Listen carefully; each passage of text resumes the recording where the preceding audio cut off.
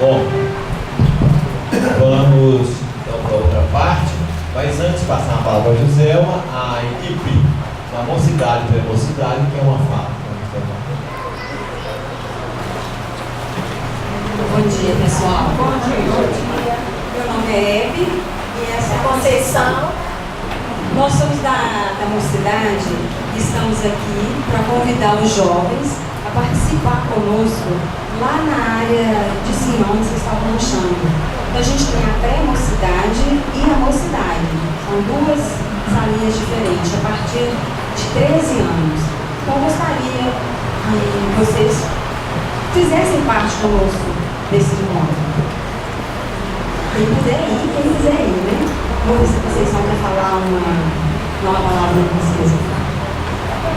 Gente, na verdade é só cumprimentá-los e colocar, porque a gente está tendo estudos também parecidos com esses daqui, mas com uma característica mais para o jovem. Então, assim, se todo mundo quiser ir, né, porque a gente tem a dinâmica, a gente tem a participação mais intensa dos jovens.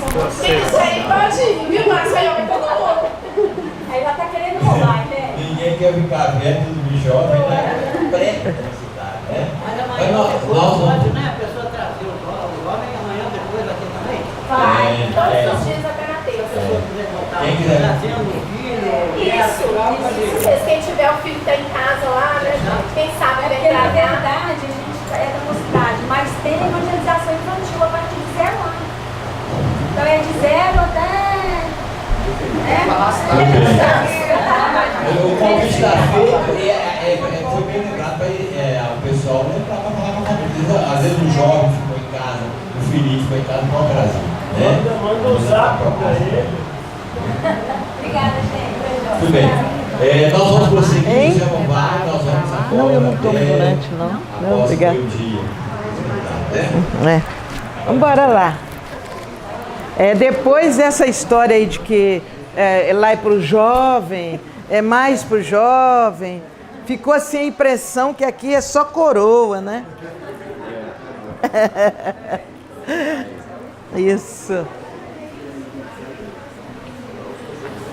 É interessante porque essa distribuição das atividades entre as crianças e os jovens, na família, isso é muito importante, porque em casa, quando a gente fala de um assunto, os outros, no nível deles, também entendem.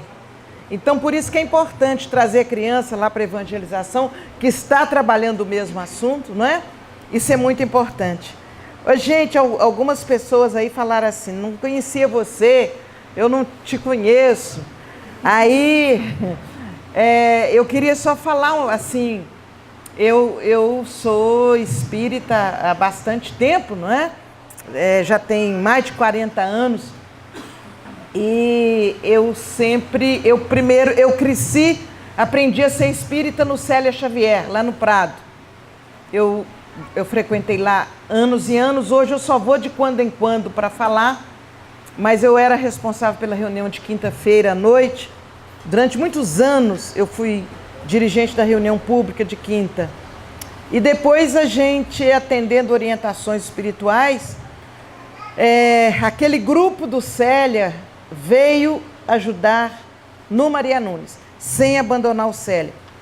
E aí a gente ficou, desde o ano de 1980, parece, 81, que nós estamos no Maria Nunes, num trabalho assim mais intenso, na divulgação e tudo mais.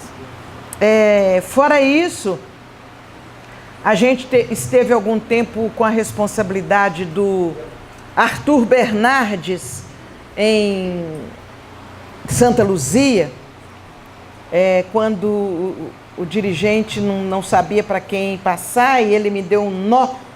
Ele e os espíritos, depois os espíritos falaram que é porque eu tinha dívida lá, compromisso lá, e se não fosse daquele jeito eu não aceitaria.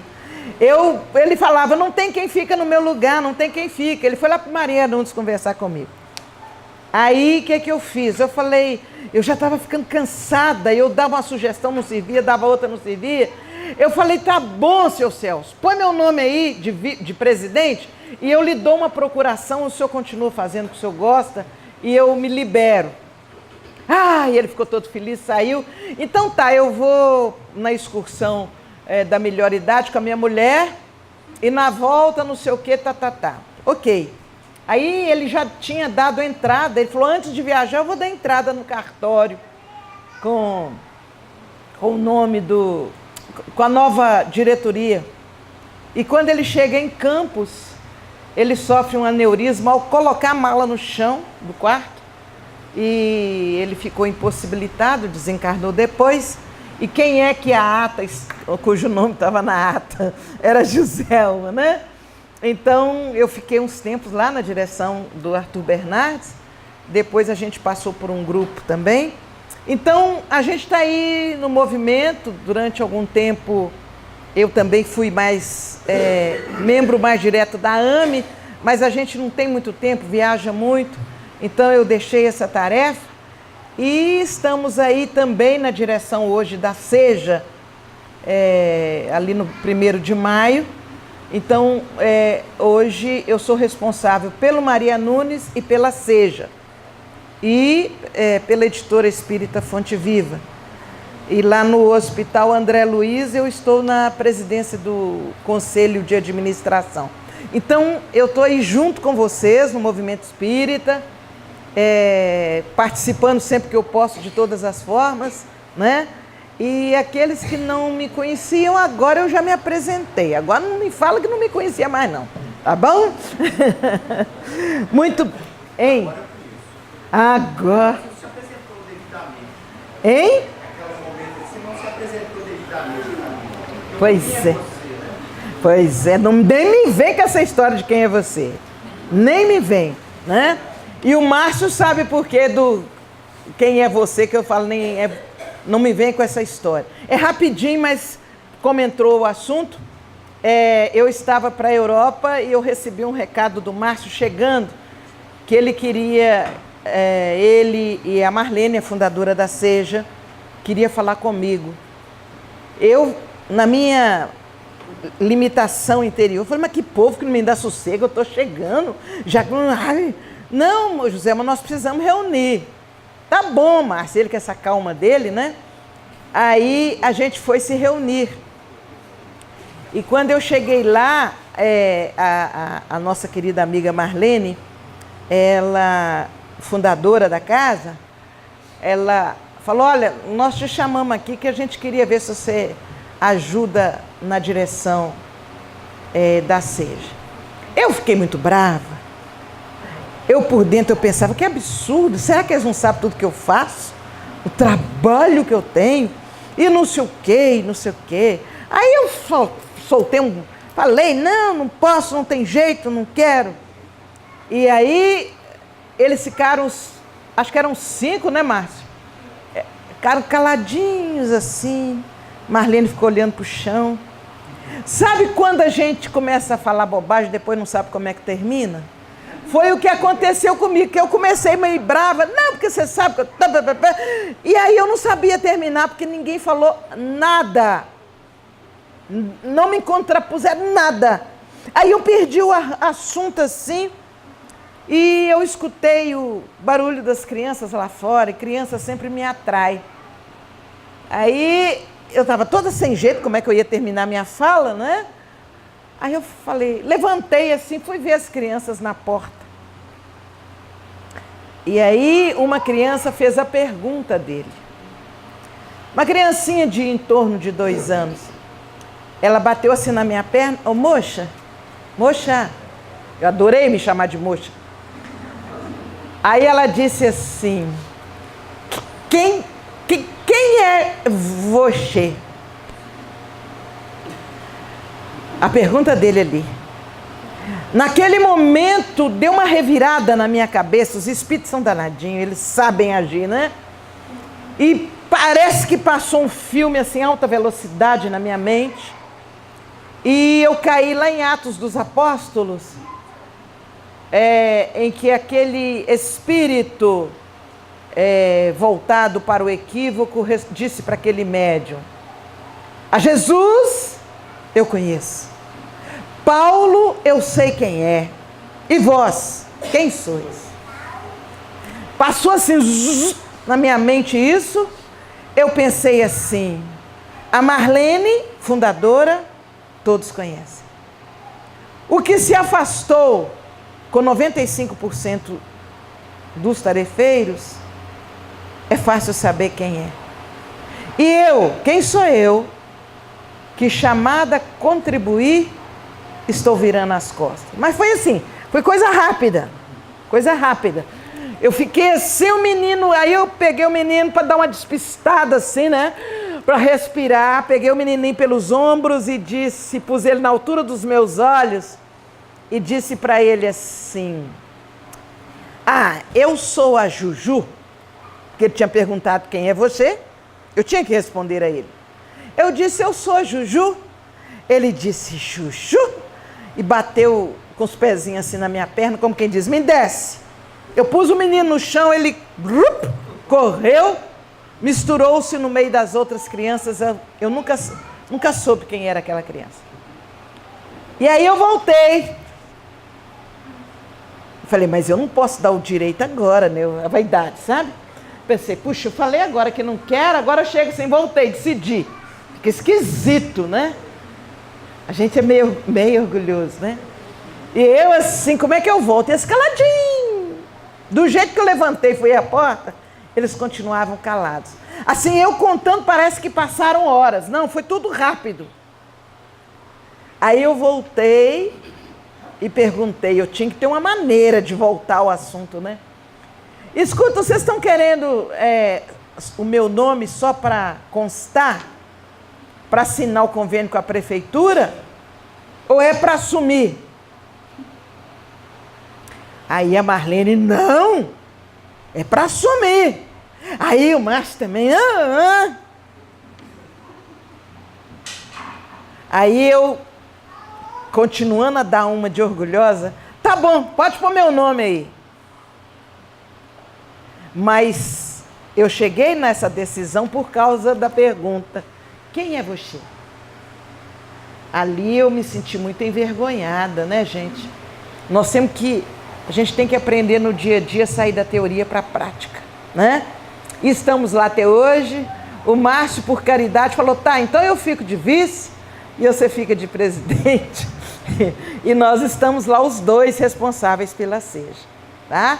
Então agora eu estou mais do que apresentada, todo mundo já me conhece e agora vamos trabalhar. Vamos criar vergonha e trabalhar. Eu citei antes do livro A Gênese, o item 55 do capítulo 1. E o capítulo 11 de A Gênese trata da ciência e do espiritismo. Né? Eu não quis chegar aqui entrando no capítulo 11 porque eu me senti incomodada de fazer isso. Então, o espiritismo ensina em primeiro lugar a existência de Deus, motor inicial e único do universo. Nele se resumem todas as perfeições levadas ao infinito. Um amigo espiritual uma vez nos dizia que a pessoa que tentar definir Deus e ficar insistindo, ela vai chegar num momento que ela enlouquece. Diante da grandeza dele, diante da pequenez do nosso cérebro, da nossa condição de raciocinar, para tentar entender esse ser grandioso que é o nosso Criador, não é? E ainda os espíritos nos dizem que a melhor definição de Deus que nós temos, a mais próxima, talvez, se a gente pudesse dizer, seria a de Pedro que diz, de João, que diz, Deus é amor. Mas os espíritos que gostam de brincar com a nossa vontade de refletir, eles dizem assim, mas aquele que cria é maior do que o criado. Se foi Deus que criou o amor, então Deus é maior do que o amor. Então está aqui, ó. Nele se resumem todas as perfeições levadas ao infinito. Então, a definição mais simples de Deus é essa. Deus é amor, né? Vamos lá. E ainda no capítulo 11 da Gênesis, que nova luz traz o Espiritismo? Não há mais dolorosas incertezas sobre o nosso futuro. O além misterioso, velado sob as ficções das religiões, aparece-nos em toda a realidade.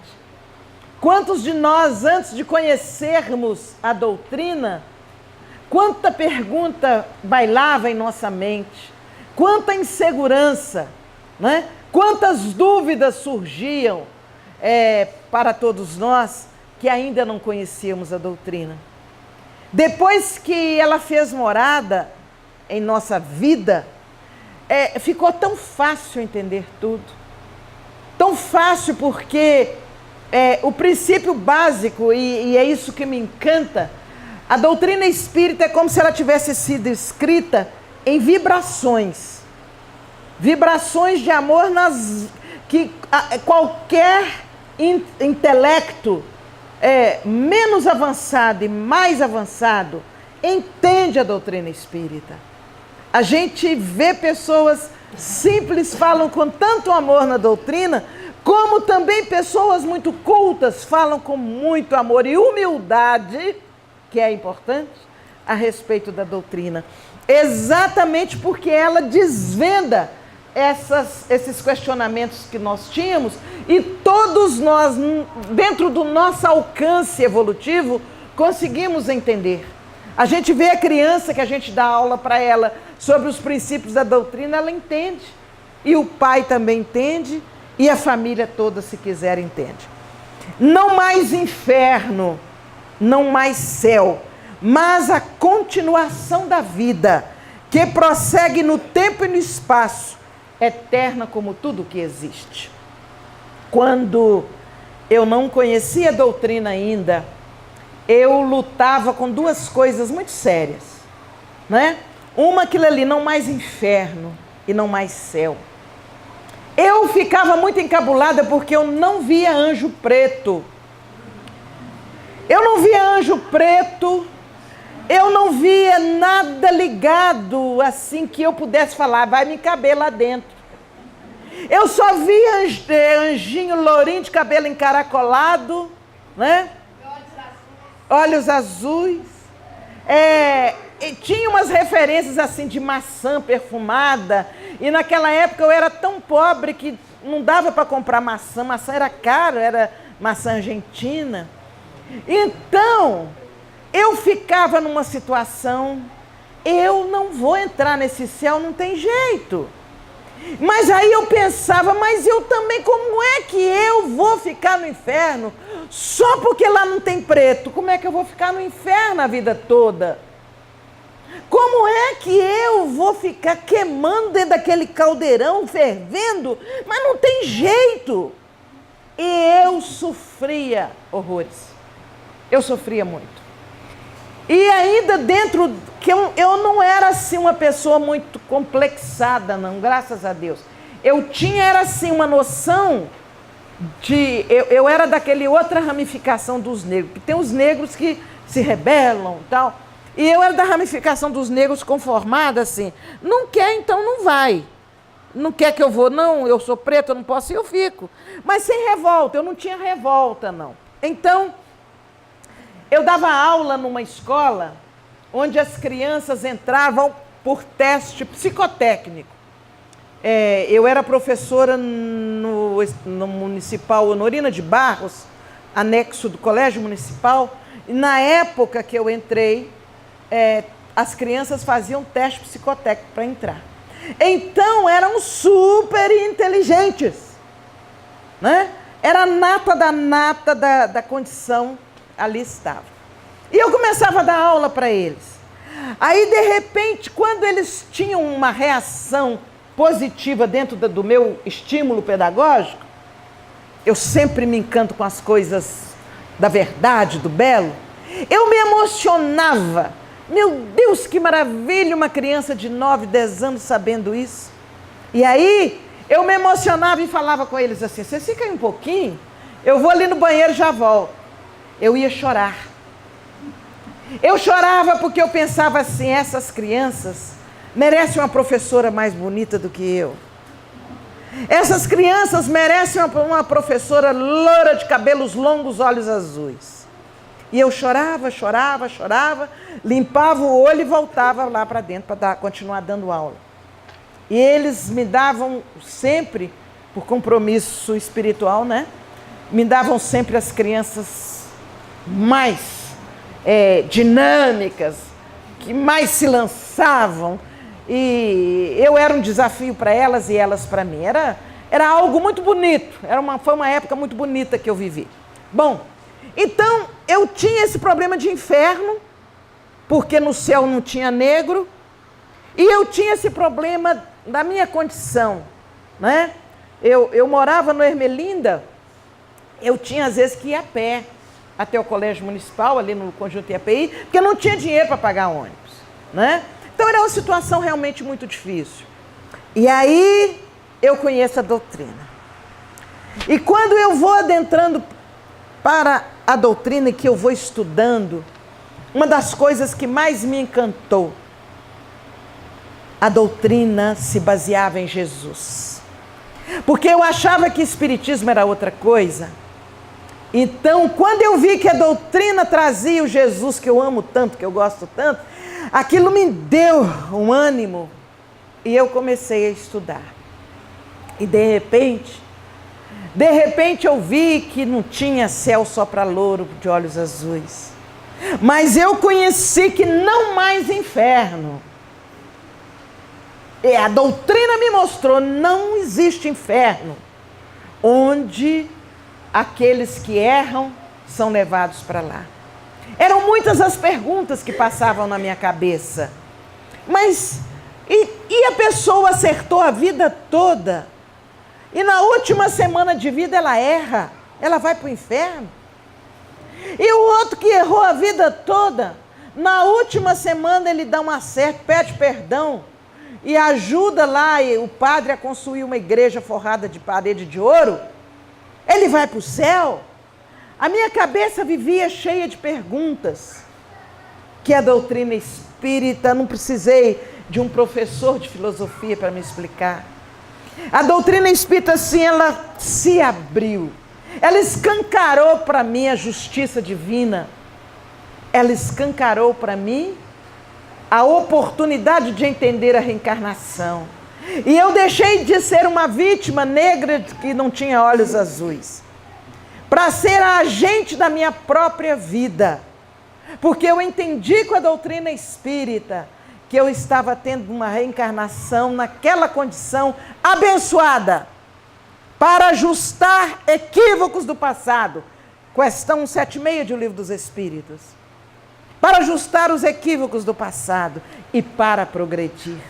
Então, essa é a bênção da doutrina espírita, não mais inferno, não é? Quando nós saímos aqui, vimos ali fora, os nossos jovens ali fora, que oravam e pedia para afastar o demônio dessa região. Foi tão interessante, todo mundo passou tão naturalmente, porque não tem demônio. Aí a gente não sabia quem é que estava pedindo para afastar. Com todo respeito a eles, nós não estamos debochando deles. Mas na nossa cabeça, a expressão já não nos agride, já não nos atinge. Então, essa é a bênção da doutrina espírita. E a perene ascensão para destinos sempre mais elevados. Eis a verdadeira felicidade. A cada época, eu posso fazer alguma coisa que me eleve cada vez mais. Um dia um espírito disse assim, olha, você pode ter vindo devendo um monte de coisa para um monte de gente. Mas pode ser que para um, você veio devendo só um sorriso. Não esquece, paga esse sorriso logo. Porque se você não pagar, você vai ter que voltar outra vez por causa do sorriso que você ficou devendo. Como eu não sei a quem que eu devo sorriso, eu aprendi, ei, tudo bem? Olá, como vai? E tal. E aprendi a sorrir um pouquinho mais, que eu tinha a cara muito fechada. Eu era de cara muito fechada. E a doutrina espírita me ensinou a sorrir. Interesse. Interesse, porque se eu não rir para quem eu devo sorriso, na próxima encarnação eu tenho que voltar para dar 2 para aquela pessoa. Então deixa eu dar de uma vez o sorriso, seja para quem for. E é tão bom para a gente, né?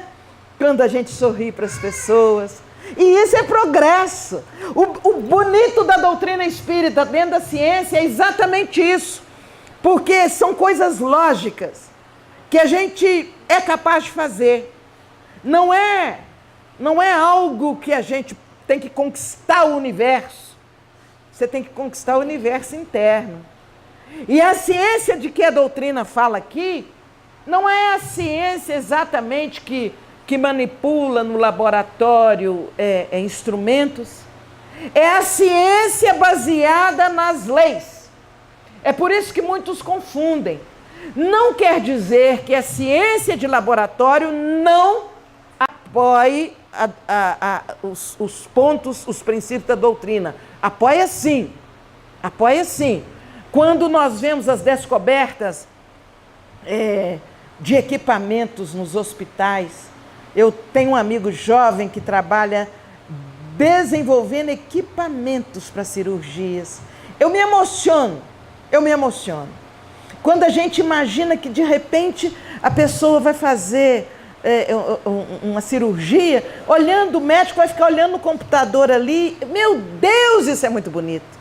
É a ciência a serviço da vida. Né? E bom ainda quando os que trabalham na produção desses equipamentos conhecem os princípios da doutrina. Aí eles trabalham com muito maior grandeza. Né? Outro dia, eu que já sofri tanto tirando sangue para fazer exame, e a enfermeira não achava veia. Foram anos eu sofrendo, furava meu braço todo, até que eu descobri que era de lado assim, de ladinho. Aí até hoje, quando eu chego, eu já ponho o braço de lado. Aí eu viro o braço, não, a minha veia é essa aqui, porque eu já sofri demais. Né? Ah, gente, outro dia eu vi que descobriram um equipamento que põe por cima assim como se fosse um raio-x. Aí a enfermeira vê onde que tem maior aglomerado de sangue e ela enfia ali e fala, meu Deus! Por um lado é bom para quem não vai sofrer mais, mas eu falo, mas eu já sofri tanto por causa disso. E eu fiquei tão emocionada, uma descoberta aparentemente simples. Mas é a ciência a serviço da vida. Agora, a ciência sem instrumento é a ciência da razão, do porquê, que nos leva a ter essa fé raciocinada. E é dessa ciência que a Gênese fala. A ciência é esse ramo que nos leva a aceitar a doutrina, porque nós conseguimos saber o porquê das coisas. Isso aconteceu por causa disso. A origem é essa, a consequência é aquela. Né? A gente consegue entender tudo isso. Então, elas caminham juntas, o Espiritismo e a ciência, e eles se apoiam. Essa frase aqui eu já falei para vocês, né? Que a fé inabalável nos leva à ciência, essa frase, a outra nos leva à filosofia e a outra nos leva à religião. Sendo que, eu vou repetir, desculpa, porque pode ter alguém que esteja com dificuldade de ler lá de trás. Então, vou repetir as frases. Fé inabalável só é a que permite encarar a razão face a face em todas as épocas da humanidade. Ela reflete o aspecto científico da doutrina espírita. E a gente vai encontrar mais em O Livro dos Médiuns. A frase que reflete mais a filosofia e que está mais baseada em O Livro dos Espíritos. Nascer, viver, morrer, renascer ainda, progredir sempre, tal é a lei. E a que reflete mais a religião, que nós vamos encontrar no livro Evangelho segundo o Espiritismo. Fora da caridade não há salvação. Então, foi só para dar uma retomada. Aí, o Evangelho segundo o Espiritismo me traz essa preciosidade dessa afirmativa que clareia muito para todos nós essa fé, como é que acontece no aspecto científico. O poder da fé se demonstra de modo direto e especial na ação magnética. Por seu intermédio, o homem atua sobre o fluido, agente universal, modifica-lhe as qualidades e lhe dá uma impulsão, por assim dizer, irresistível. Ou seja, a fé, ela atua, né, nessa condição do poder magnético de todos nós, porque ela alcança o fluido que vem do fluido cósmico universal, essa força magnética conduzida pelo poder da fé, e atua na diferença das coisas. E as coisas se modificam. Então, quando as pessoas querem explicar a cura pelo simples fato de que o médium tal que curou, nós espíritas temos obrigação de entender isso aqui. Há uma ação que a doutrina espírita me explica e que é aceitável. Há uma ação da fé a partir na condição do fluido, e esse fluido se modifica. E a partir daí é que se dão muitas vezes as curas. Então, na época de Jesus, o poder da fé daquelas pessoas que o buscavam, somado àquela fé associada ao poder criador, gerador e renovador de Jesus, que é por amor. Então, esse amálgama, a fé do que estava ali, tanto que em quase todos os momentos ele dizia, depois do fenômeno, a tua fé te curou. Porque na medida que essa fé, ela atua, ela alcança a vontade da pessoa, eu quero. E essa vontade passa a ser tão forte pela fé raciocinada, e aí dá-se a modificação das coisas. Olha, não existe nada de milagre, né? É uma explicação para nós tão simples, tão natural. E é isso que a doutrina vem fazendo. O homem de nossa época, isso quando Kardec escreveu, está lá no capítulo 11, eu estou trazendo para a gente comentar. O homem de nossa época não quer mais crer. Ele desconfia mesmo da razão e se refugia na experiência sensível como a única que ele pode trazer a verdade. Eis porque exige ele provas positivas dos fenômenos que eram até então do domínio da filosofia. Então, o que aconteceu? O homem chegou num ponto na sua caminhada que ele já não estava querendo acreditar mais, porque aqueles que representavam a fé divina estavam abusando dos seus poderes sociais e de convívio para interferir na vida das pessoas. O Espírito Emmanuel analisa isso com muita clareza.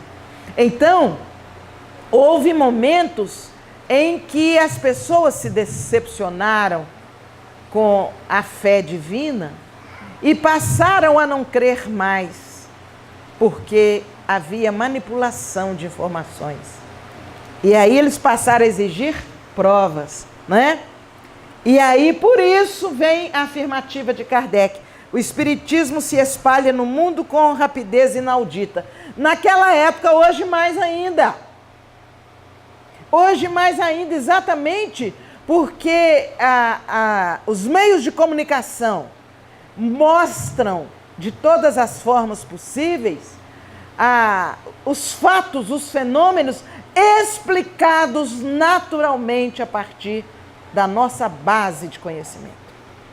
Então já não há mais aquele fenômeno, aquela coisa. Situações assim interessantes.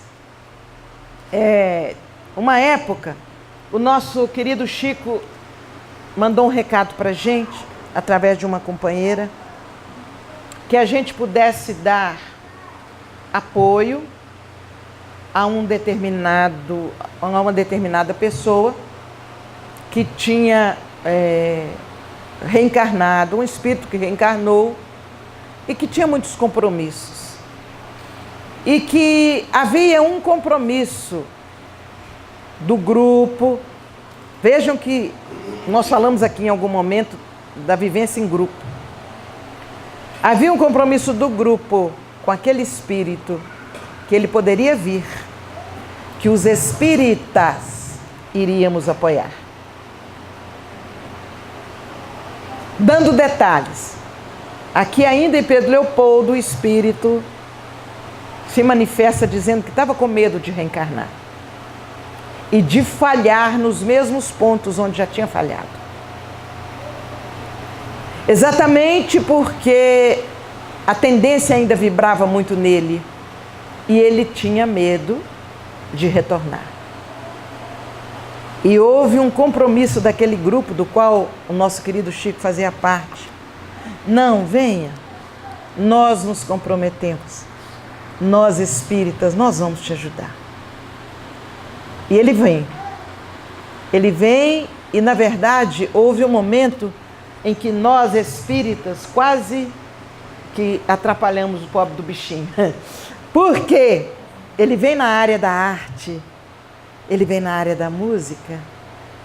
A coisa é tão bonita a nível de fenômeno que a mãe dele, sem saber de nada, deu a ele o mesmo nome que ele tivera na outra encarnação. Mesmo nome.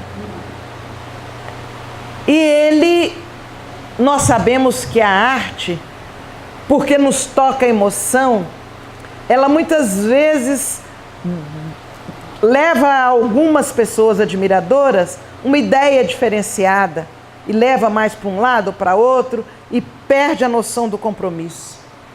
Então foi nesse momento que nós recebemos aquele convite, aquela oportunidade de trabalho. E aí nós começamos a fazer um trabalho e o trouxemos algumas vezes em Belo Horizonte para fazer apresentações e todo mundo admirava porque até 4 anos de idade ele não falava, ele não andava, ele se arrastava.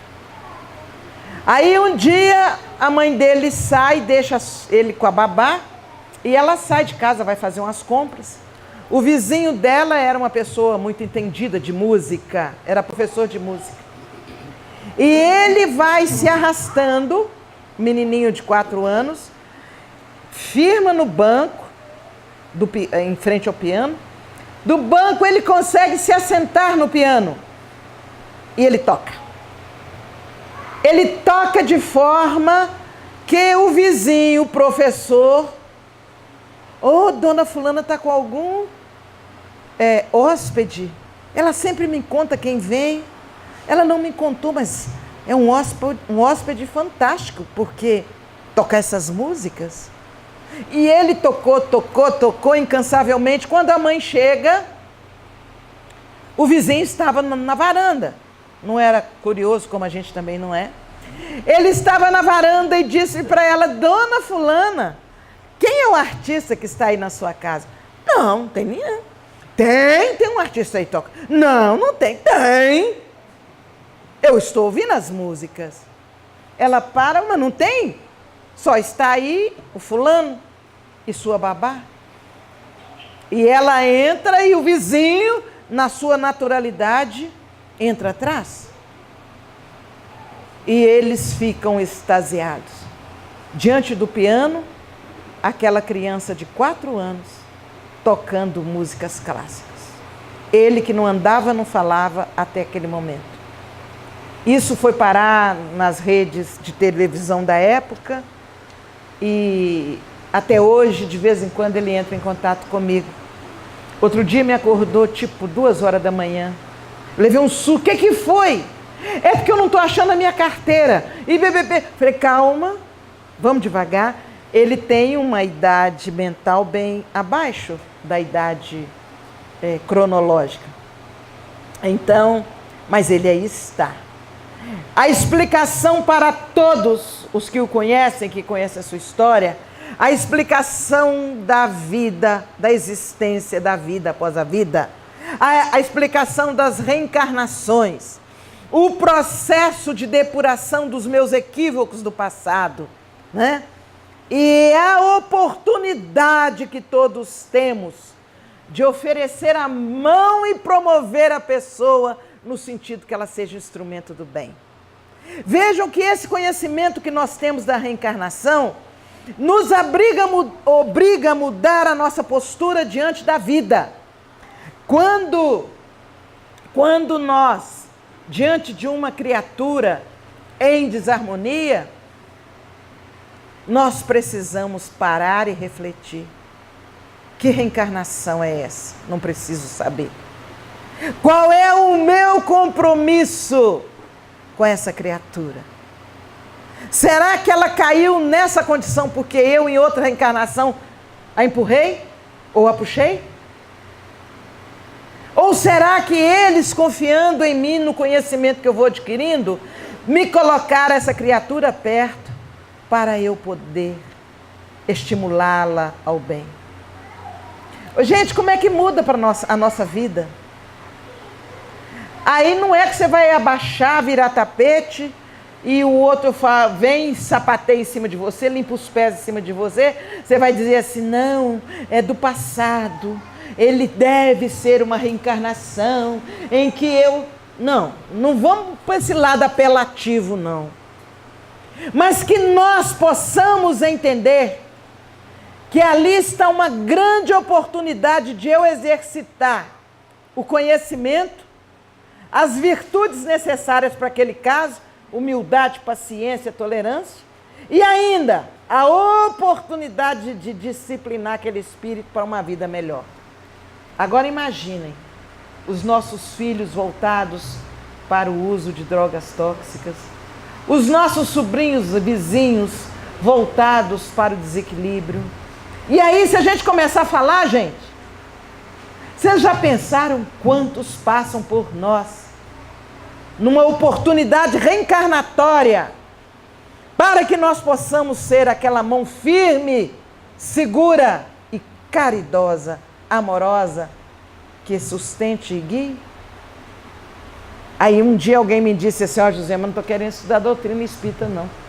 Está me dando muita responsabilidade, eu acho melhor eu continuar sem saber e sentar na rede, na sombra de uma árvore, esses negócios que você vai falando aí me complica demais a cabeça. Mas eu não tenho outro caminho, né, gente? Eu estou na mesma situação, cada dia eu tenho vontade de falar, ai meu Deus, que vergonha, deixa eu começar outra vez.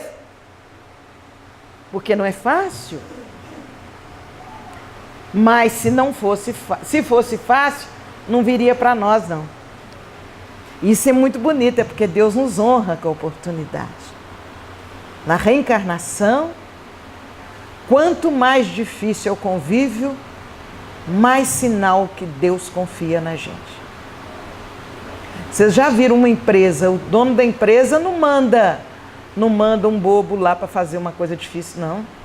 Ele manda o suprassumo da empresa. Por mais difícil ser, por mais assoberbado que ele esteja, fulano, eu sei que você está ocupado, mas vem cá, esse assunto só você que resolve. Então, se veio para nós situação difícil, nós somos suprassumo também. Jogar uns confetes para a gente acalmar, né?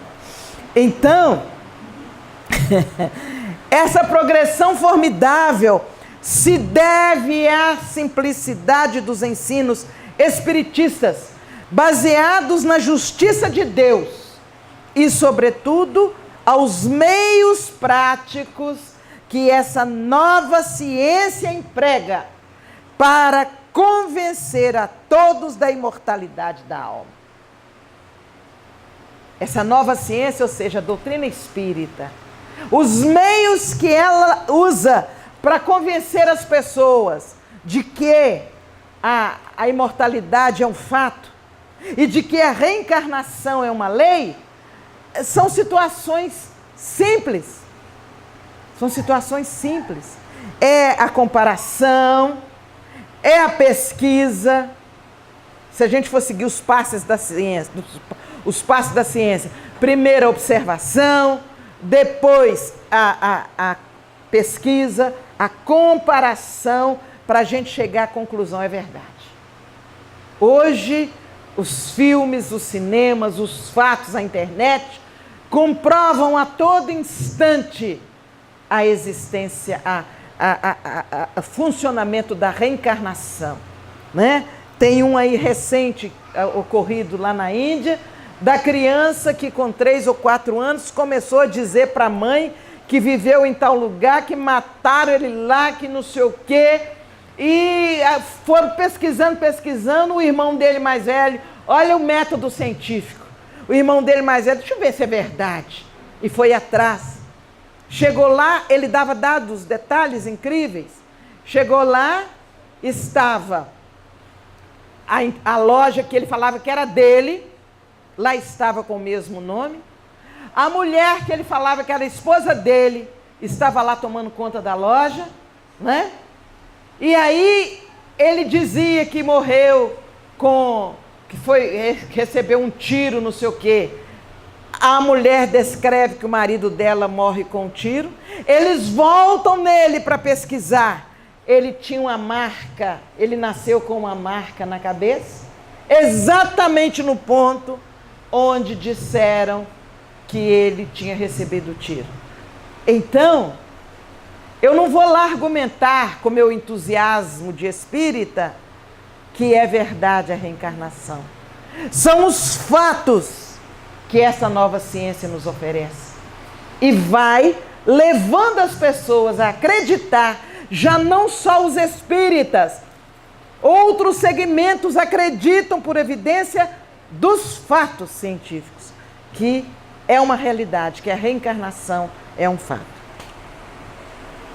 Então, os observadores sérios, desejosos de saber o que há de verdade no Espiritismo, submeteram-se a todas as condições indispensáveis para o bom êxito da experiência. Aquela parte que eu pedi a ela para ir passando, ali eu tenho ali o resumo dos vários cientistas no mundo que se submeteram com humildade a servirem de instrumento de reflexão para que a doutrina fosse aceita pela lógica, pelos fatos, e não simplesmente porque os espíritos falaram, né?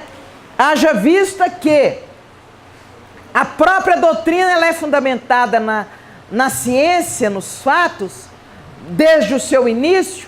Quando Kardec, ao receber os cadernos com as perguntas e respostas, e que ele vai atrás para entender melhor aquilo, e que ele vê aquela mesinha, né, de 3 pés que levantava e respondia, e ele, um cientista, vamos dizer assim, o que será que tem por trás disso? Será que atrás da cortina tem alguém puxando um cordãozinho para dizer o sim, para dizer o não? E ele, de forma discreta e educada, ele procurou saber e não viu cordãozinho nenhum atrás da cortina. Não havia ninguém puxando aquela mesa para que ela respondesse, não é? E ele vai usando o método científico. Então, se eles estão respondendo sim ou não, eles podem responder um pouco mais. Se a gente der condições, eles podem responder um pouco mais. E se eu amarrar um lápis a uma cestinha de vime, que é leve, será que eles não escrevem mais? E lá começaram os espíritos a escreverem as respostas com uma caneta ou um lápis amarrado a uma cestinha de pão. E aí lá volta a mente científica de Kardec. Mas, se eles usam o vime, a cestinha de vime, a cestinha de pão, Será que eles não vão usar a mão dos médiuns? E aí começa o trabalho da psicografia. E entra o lado moral. Enquanto era objeto material, eram os espíritos com os objetos. E aí a verdade era mais pura. Quando passa a usar a mão dos médiuns, entra o ser humano, entra a história de cada médium, entra a crença de cada médium, entra a interpretação dos ensinamentos de cada médium. E aí começam a surgir pequenas interferências, em alguns casos, grandes interferências. Vocês percebem, gente, a seriedade disso? Kardec começa em cima do método científico e nós vamos terminar hoje com médiuns que se encantam com as psicografias a partir daquele trabalho que é feito. E aí a nossa responsabilidade. É preferível rejeitar 9, como é que é o negócio? 9 verdades? E que mais? Já erraram tudo, já, né? Mas é preferível nós rejeitarmos, está no livro dos Médiuns, no capítulo 20, 9 verdades, do que nós, no momento de entusiasmo, cairmos diante de uma mentira, não só cairmos, mas levarmos todo um trabalho por água abaixo. Então, é importante que nós tenhamos essa base, essa condução científica no nosso interior, para que nossas ações e nossas decisões, elas sejam mais baseadas na lógica e na fé raciocinada. Então, afirmativa de Kardec, olha aí. Os espiritistas não são fanáticos, não deveriam ser, nem sectários. Não querem impor a quem quer que seja a teoria que deduziram da imparcial apreciação dos fatos.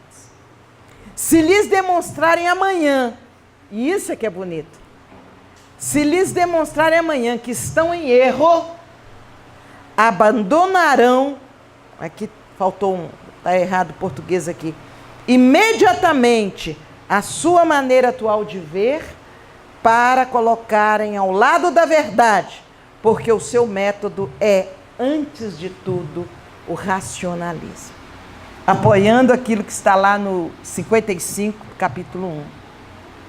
Assim deveríamos ser.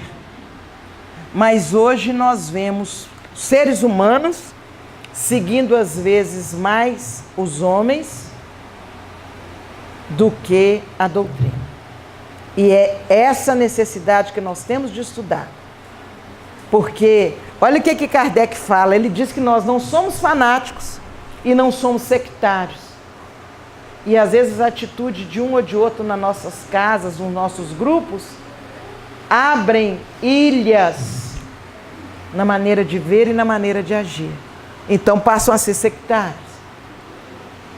E o Kardec acreditou, o espiritista não é fanático e não é sectário. Se os experimentadores só buscam nas práticas espíritas, olha o outro lado, um divertimento pueril, poderão ficar certos de que serão vítimas de espíritos farcistas, os quais lhe virão contar todos os disparates possíveis, e isto sob a capa dos mais ilustres nomes. Aquelas práticas do copo, né? Vamos ver, o copo vai andar aqui, vai responder. Essas práticas de olhar não sei aonde, olhar na água que está no copo e falar que é aquilo que vai acontecer. Alguém vai me perguntar assim, Joselma, mas é verdade, comigo a dona falou certinho, ela pegou na minha mão e olhou tudo. Oh, meu Deus do céu, a doutrina espírita explica o tipo de mediunidade daquela criatura lhe permite visualizar como se fosse um texto. Hoje eu podia falar assim, como se fosse um tablet na mão. E ela abre e ali ela pega a mão. Não é a mão que está, não é na mão que está escrito, gente. É a mediunidade que faz com que aquela criatura, e como o médium é falível, de vez em quando ela fala, não pode vender tudo aqui, mudar para os Estados Unidos, e lá você vai encontrar seu príncipe encantado. Mas você tem certeza? Eu já entrei nos ENTA. Não queriam saber qual ENTA.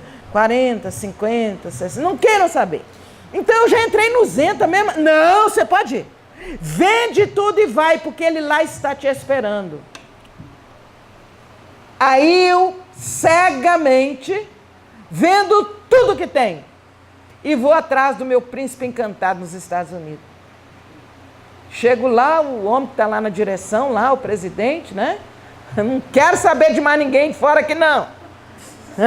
Aí eu volto sem dinheiro, sem casa, sem carro e sem seu marido. A culpa é dos espíritos? Não. A culpa é minha, que me iludi e me deixei levar pela ilusão. Essa é a beleza da doutrina. Fechando, acho que já está fechando, né? Então, eu vou até... Pode ir. O mundo... Obrigada, filha. Pode ir. Aqui está um... Se alguém quiser depois anotar alguns. Eu peguei uns que a própria AME me sugeriu e pegamos outros. Mas pode ir fechar se quiser. Então, gente, o mundo hoje está vivendo um período de transição muito grave. E dentro desse período de transição, cabe a cada um de nós ter a postura da fé raciocinada. A gente já chegou a ver aí espírita que falou que ia acabar o ano em 2000. A gente viu gente, pode desligar, por favor.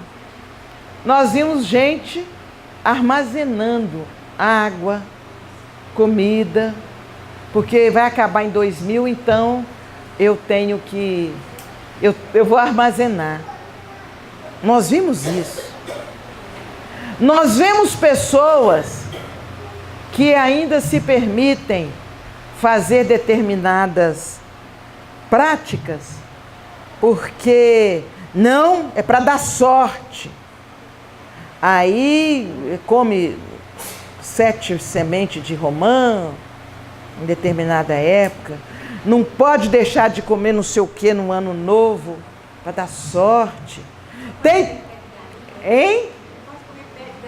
Não pode comer pé de galinha, do tanto de galinha eu fui criada que eu tinha que comer só os pedacinhos magros do frango.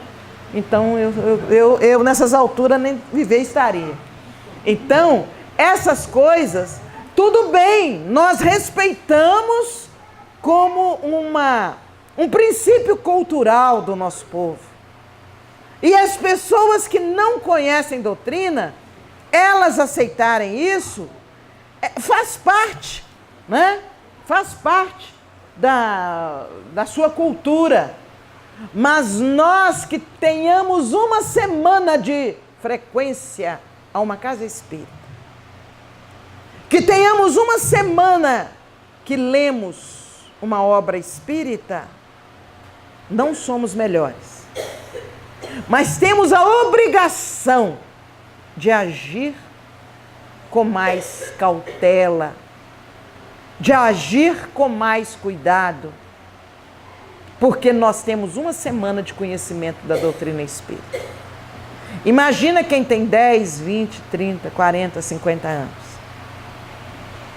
Nós temos obrigação de mudar. Olha o que Kardec disse: o espiritista não é fanático e nem sectário. Então fica um convite para nós. Eu queria que nessa manhã a gente pudesse adentrar pelo conhecimento a relação doutrina e ciência, sem uma vivência fria que desse simplesmente cansaço em vocês, e não trouxesse oportunidade de reflexão. Por isso que eu, de quando em quando, eu enxertei um caso e contei alguma coisa, foi exatamente para reforçar a importância da nossa postura de espíritas, que temos na base da nossa vivência a ciência.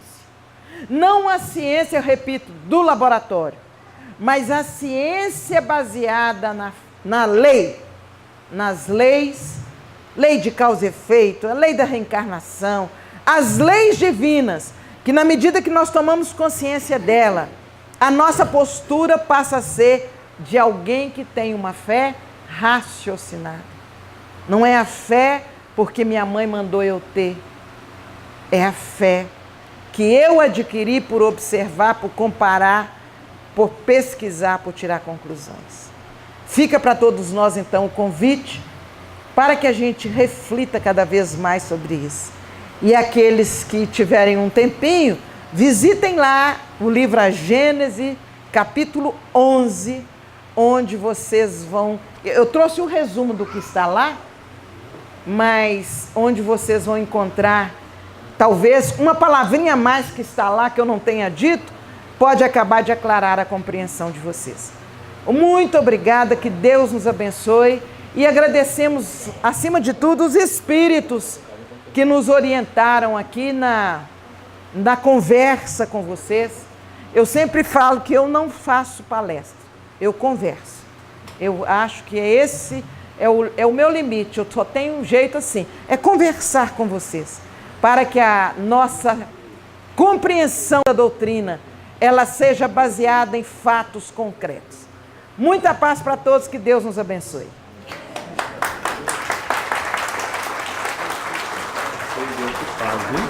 Eu que agradeço.